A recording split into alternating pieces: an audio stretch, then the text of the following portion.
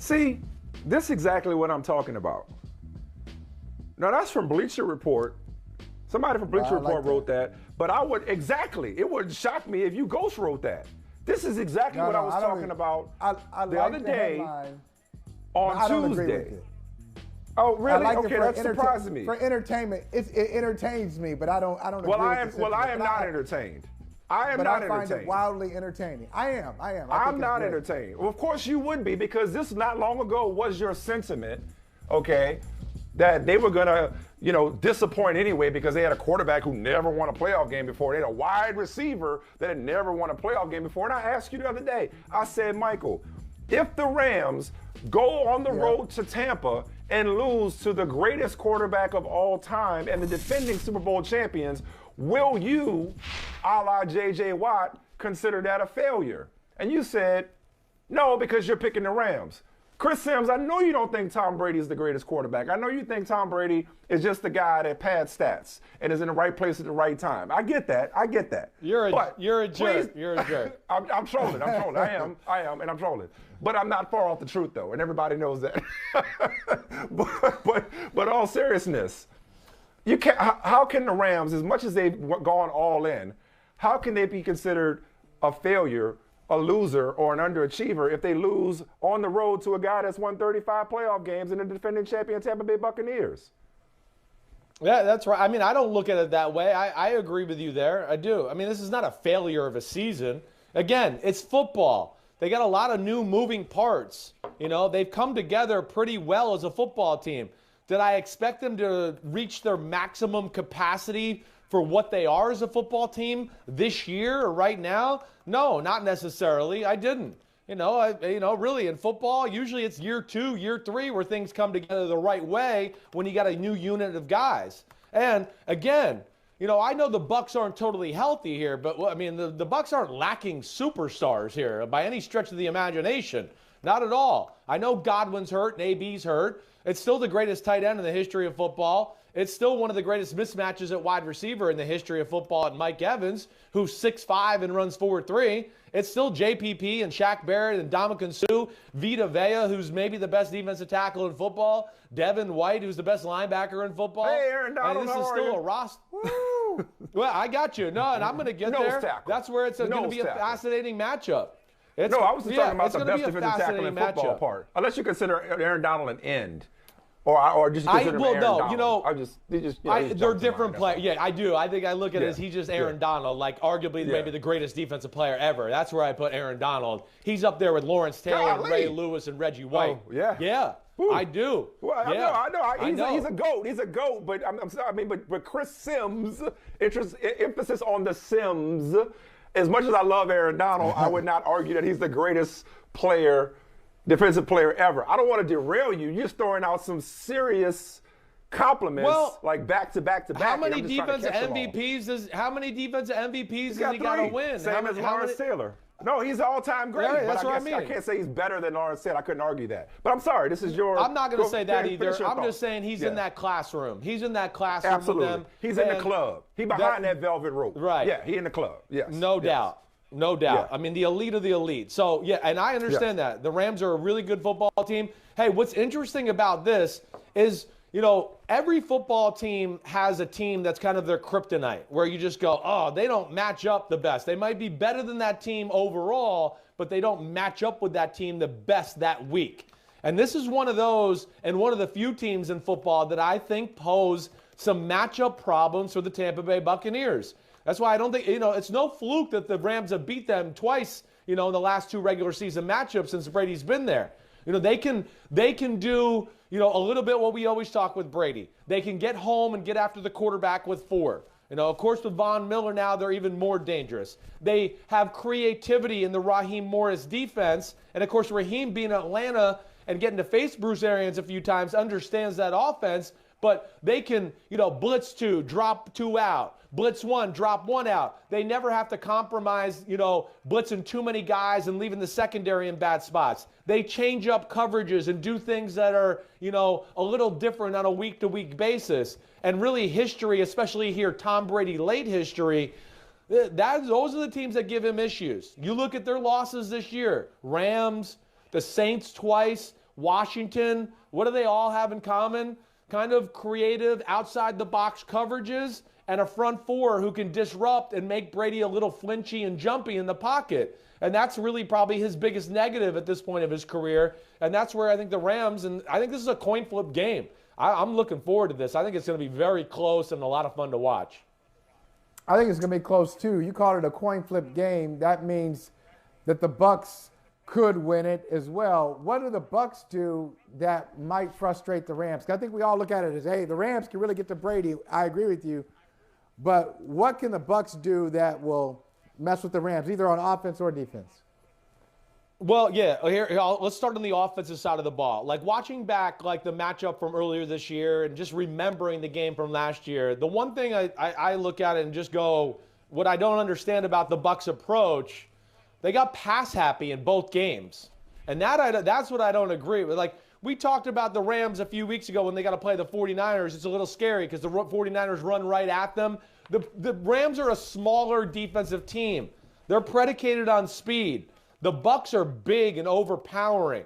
And in both matchups where I would think it's got to be a little different, especially with no AB and no Chris Godwin, is I do think they got to lean on the running game a little bit more. They've let the Rams off the hook and not have to defend that. You know, in the first matchup earlier this year, the Bucs came out and threw the ball well, and they just kind of stayed with it. We're like, we're just going to keep throwing it. They never got into running the football, even when things got tough. So that would be one thing on that side of the ball that I think would change, especially with the two receivers out, like I said. And when you run the ball like that, it takes away the creativity and the pass rush and all the craziness Raheem Morris can orchestrate on that defensive side of the ball. The other side of that matchup where I look at the Bucs here is just go, the Bucs, I do think have a chance for their D-line to overtake the football game. The Rams O-line is not overly talented. They're well coached. McVay does things to protect them the right way. But I do worry about, in must-throw situations, that Bucs D-line just collapsing the pocket and overpowering the Rams offensive line. I mean, Stafford got hit a lot this year. And when they played good defenses and dropped back to pass, man, did the pocket collapse in a hurry. So that's one way I look, of course, that I know the Bucs can win the game, but that to me is those two factors I think will determine a lot as far as how the game goes. I realize the Rams are going to be able to throw the ball on the Bucs. Right? I know that the Rams are going to be able to throw the ball in that Bucs secondary with those receivers and Stafford throwing the ball if he's got time. But if it becomes a drop back every play, we can't run the ball type of thing, man, JPP and Shaq Barrett and Vita Vea, they're going to get there and make a play and force a turnover somehow, and that'll change the game. So Rams running attacks is a real thing too. Not that they have to blow them out of the water with running the ball, but they need to just keep running the ball just to keep the Bucs honest so JPP and Shaq Barrett can't pin their ears back all game long. I realize that there may be some recency bias, and it's obviously kind of easy to say because a lot of guys ain't playing right now. We're down to the final 8. But after watching what Deebo Samuel did again this past weekend, and specifically to Dallas, it got me to thinking, is there a more exciting non-quarterback? Because they got the ball in their hands every play. So take out Josh Allen, take out Lamar Jackson as a for instance. Patrick Mahomes, take them out, right? Sure. Is there a more exciting non-quarterback with the ball in his hands? Because much like we talked about Michael Parsons a while back, Chris, it's like you don't see a linebacker that's equally as good off the edge as he is off the line of scrimmage. Like usually they're one or the other. They're either a pass rusher or they're a off-the-ball linebacker. Deebo Samuel, when he's got the ball in his hands, I don't know many guys, forget wide receivers, just players, period, that are that combination of elusive and aggressive, that run with that kind of shiftiness and that kind of power. Like if they put him at running back, he'd be a 1,000-yard running back. If they just want to do it, if they just want to put him at running back. You know, like he's. So who's more exciting with the ball in their hands right now? Yes. Or what do you call himself? A wide back. Who's more exciting in the NFL with the ball in his hands than Deebo Samuel right now? I think you make a great point. He's kind And he of can like, throw it. I forgot about that. I used to, yeah, he can do it all. I mean, he's amazing. That's a good ball. He really, it's a new thing in the NFL. The wide receiver who has a running back body, right? There's a few of them out there right now. And yeah, to your point, they go beyond wide receiver because of their skill set and the way their bodies are built. Deebo Samuel, look at him. He's got legs and butt like a running back, like with real power, like you're talking about. He can drive the pile. He's not afraid of contact at all. And that's where, again, I've been saying all year, I think he's one of the 5 best receivers in the game. And it reminds me, again, it's a little different way, but it's like Tyreek Hill 2 or 3 years ago when they were giving the speed sweeps and doing stuff. And we're going, well, he's not the best route runner. And I was going, who gives a crap? He's running by everybody and scoring touchdowns. Who gives a crap how good his routes are? Every time I look at him, he's open. That's all I want. So, screw the route running aspect of it. Deebo Samuel is a weapon to that. I look at him, maybe Tyreek Hill with the ball in their hand. Jamar Chase, I think, is getting in the conversation here a little bit when you talk about that. It's the power for me, though. But the difference, a guy like Tyreek, it's the power. There's more power with Deebo. It's almost Alvin Kamara-like, Right. except he's a wide receiver, Right. It really is. It's crazy. DJ Moore in Carolina, he's a little like that too, where it's a little bit of a running back build, but they play wide receiver, and there's a power element to their game. But Deebo, in the class of his own for that power at that position, you're right. And he's got a offensive coordinator who just knows how to give him the ball and make you stop him, and that's what's impressive about it. I like what you said about Tyreek Hill when people talked about his route running, trying to get in all the nuances, trying to sound deep. Like, look, if he's open, that's really what a wide receiver is supposed to do. Get open, catch the ball, and score if possible. And it's like a team, like people saying they don't have a lot of talent. If that team just keeps winning 13 games every year, and it's the first team in the NFL to win 13 games 3 seasons in a row, and some analysts, I'm not saying any names, but some analysts say, well, they're really not that talented. They just got a good quarterback, but they're not that good. I mean, I'm saying the name of the game. I'm not saying any names, Chris Sims, but the name of the game is to win at a high level. So I think the Green Bay Packers are actually underrated. I think they're underrated. We focus so much on the quarterback, Chris Sims. They're the betting favorite to win the Super Bowl, Mike. There's talent. But I'm saying it just for our present. For our company. Oh, okay. Among this trio, yes. Hey, sure. He thinks I'm crazy. He don't think he doesn't the lightest think side of the talented. screen? Yeah, right. Yeah. No, you're right about that. As a matter of fact, let's get that Oreo going right here. Put him in the Oreo hot seat and have him speak for himself. But do you agree with me? I think they're underrated. Maybe you haven't given them enough credit, Chris Sims. No, listen, I'll be the first to tell you. I question it. I do. I know they're good. I don't want to sound like that, to your point. I mean, 13 wins 3 years in a row is, like you said, it speaks to itself. What I'm saying when I talk about, the maybe not as talented as the other team, I'm holding it to a Super Bowl level expectation there. I know there's talent, and then they're better than, basically 28 teams in football, no doubt about that. It's those 4 or 5 upper class teams that I just go, I don't know. I'm not sure there's enough horses there to get it done totally. And hopefully they prove me wrong. Again, I love me some Aaron Rodgers and would love to see him add to his legacy. I would love that. But I think this is a tough matchup this weekend for them, certainly. I do.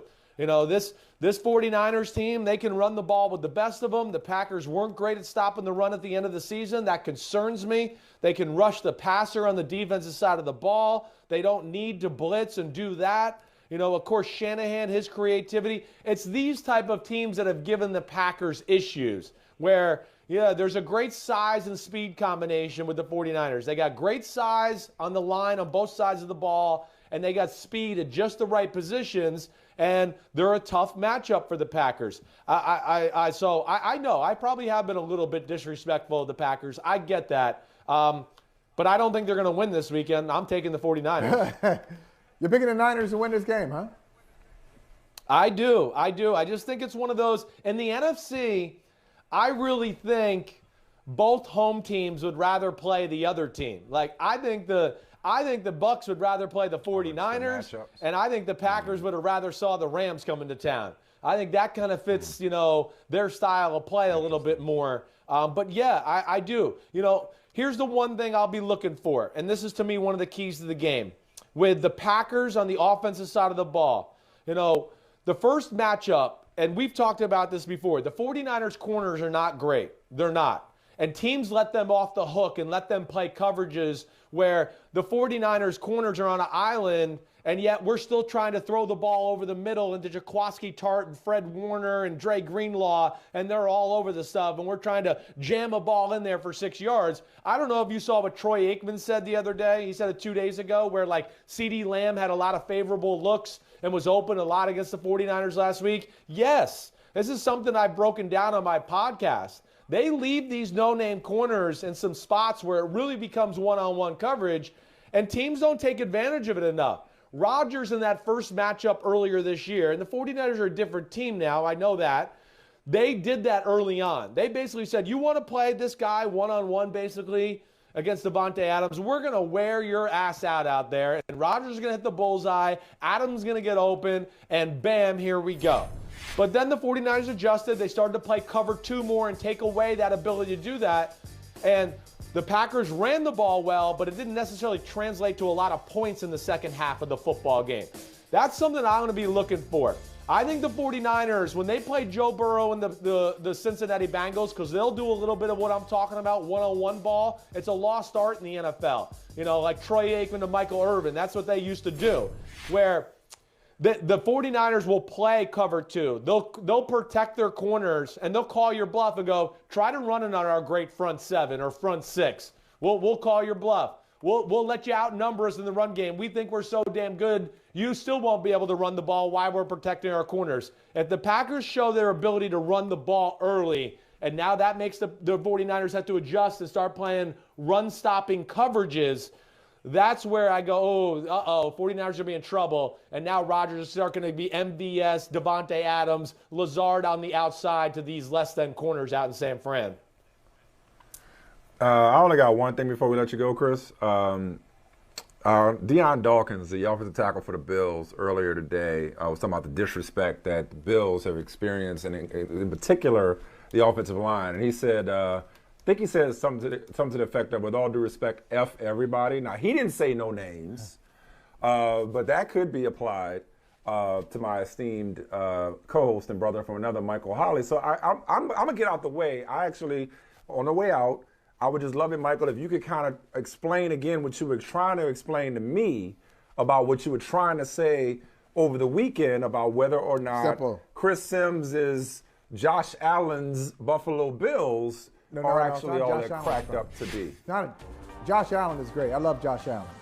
The Buffalo Bills have won 12 games this year, and of their 12 wins, 2 of them have come against the Patriots, a playoff team. So 2 wins against the playoff team, the Patriots, and the other playoff win was over Kansas City early in the year.